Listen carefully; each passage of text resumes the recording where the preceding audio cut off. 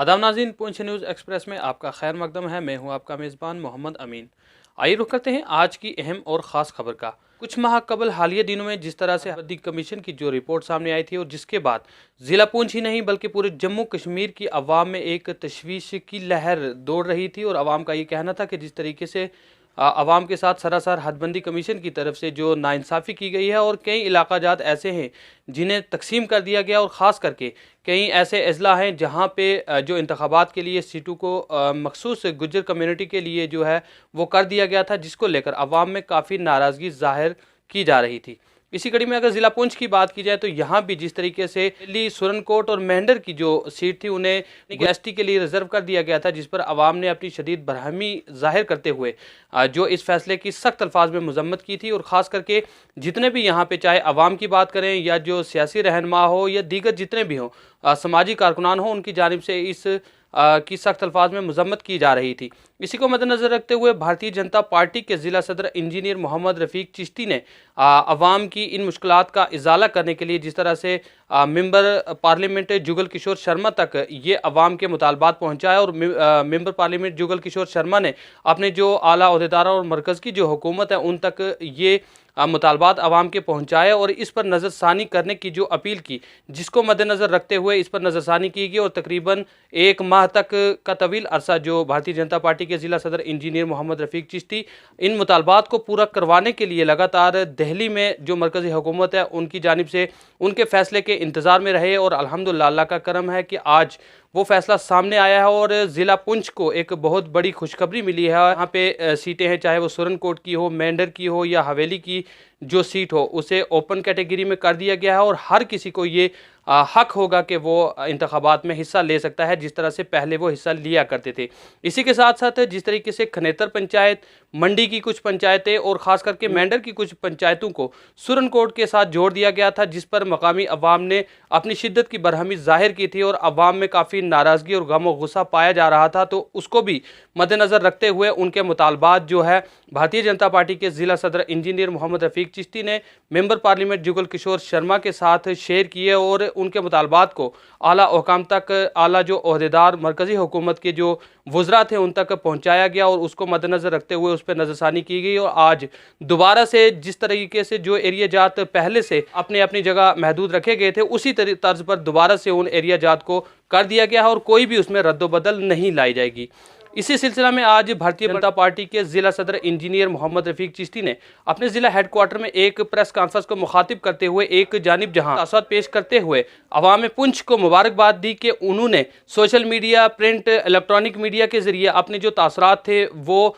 ज़ाहिर किया और उसी की बिना पर उन्होंने ये अहम फ़ैसला लिया और उनके दिल में एक ही सोच रही कि कब अवाम को जो उनका हक़ मिले, अवाम को इंसाफ मिले और उसी को मद्देनज़र रखते हुए उनकी जानिब से लगातार कोशिश की गई और अल्हम्दुलिल्लाह अल्लाह का फ़ज़ल है कि आज वो कोशिश कामयाब हुई है। इसके लिए उन्होंने एक जानिब जहाँ अवाम पुंछ को मुबारकबाद पेश करते हुए अवाम पुंछ की सताइश की कि उन्हीं की कदोकाविश से आज ये लम्हा हमें दोबारा से देखने को मिला है। लेकिन साथ ही इस सिलसिला में उन्होंने बात करते हुए member parliament Jugal Kishore Sharma, BJP इकाई यूनिट जम्मू कश्मीर सदर रविंदर रैना, दविंदर सिंह रैना, डॉक्टर जतिंदर सिंह और उन्हीं के साथ विबोध गुप्ता और जितने भी पार्टी के आला ओहदेदारान हैं उनका भी शुक्रिया अदा किया कि जिस तरीके से उन्होंने इस बात को मद्देनज़र रखते हुए इस पर नज़रसानी करवाने के लिए जो अपनी अहम इक़दाम उठाए और ख़ास करके जो हुकूमत के जो आला ओहदेदारान हैं उन तक अवाम की आवाज़ पहुँचाई। और आज अल्हम्दुलिल्लाह अल्लाह के फजल करम से जो ये रिपोर्ट वापस आई है, जिसके बाद फिर से अवाम में खुशी की लहर देखने को मिली है। इस सिलसिला में बात करते हुए किस तरह से उन्होंने अवाम का शुक्रिया अदा किया और ख़ास करके क्या क्या अपने तासुरात पेश किया, आइए दिखाते हैं हमारी इस खास रिपोर्ट में। आज हमारे भारतीय जनता पार्टी के ज़िला के हेडक्वार्टर पे सभी मीडिया हजरात का मैं तहे दिल से शुक्रिया अदा करता हूं और पुंछ के तमाम लोगों का भी शुक्रिया अदा करना चाहता हूं। आज की प्रेस कॉन्फ्रेंस जो डिलिमिटेशन इतने अरसे के बाद हुई थी और जब डिलिमिटेशन का ड्राफ्ट सामने आया, रियासत जम्मू कश्मीर के मुख्तलिफ इलाकों में जो कमियां रह गई थी उसका हज़ार लोगों ने किया। उसके साथ डिस्ट्रिक्ट पुंछ में एक बड़ा नाइंसाफ़ी हो गई थी कि पूरी की पूरी डिस्ट्रिक्ट 3 सीटें एसटी के लिए रिज़र्व हो गई थी, जबकि यहाँ पे 65% नॉन एसटी लोग रहते हैं, तो उनके लिए कोई भी सीट नहीं बची थी। हमने डिलिमिटेशन के पास अपने जम्मू पुंछ कंस्टिट्यूंसी के एमपी युगल किशोर शर्मा साहब के थ्रू अपनी रिक्वेस्ट भेजी और उन्होंने हमारी रिक्वेस्ट कबूल कर ली, एक्सेप्ट हो गई। उसके लिए मैं आज इस मीडिया की बदौलत ऑन डिलिमिटेशन कमीशन का शुक्रिया अदा करना चाहता हूँ कि भारतीय जनता पार्टी का मिशन